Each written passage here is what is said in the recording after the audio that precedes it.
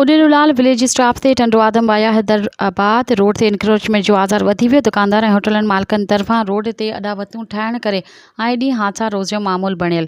इंतिज़ामिया ख़ामोश तमाशाई बणियल। उडेरूलाल रोड जे main staff जे ॿिन्ही पासनि खां बीठल रेहड़ियुनि चिंचिन ऐं होटल मालिकनि तरफ़ां रोड जे भरिसां इंक्रोचमेंट करे छॾिया आहिनि, जंहिंजे करे हादसा रोज़ जो मामूल बणिजी चुका आहिनि। एतिरे क़दुरु जो अगरि को माण्हू कम सां स्टाफ ते वञे थो त शहर खां मेन स्टाफ ताईं रश जे करे 5 मिंटनि जे पंध ते बि 1 कलाकु लॻी वञे। इन मौक़े ते उडेरूलाल जे सान्या वंदन ऐलान आला अख़्तियारनि खां मुतालबो कंदे चयो त उडेरूलाल जे मेन रोड जे ॿिन्ही पासनि खां 50-50 फुटनि ताईं इंक्रोचमेंट हटाई वञे त जीअं हितां गुज़रंदड़ ट्रैफ़िक खे का बि दुश्वारी न थिए ऐं न को वरी हादसो पेश अची सघे।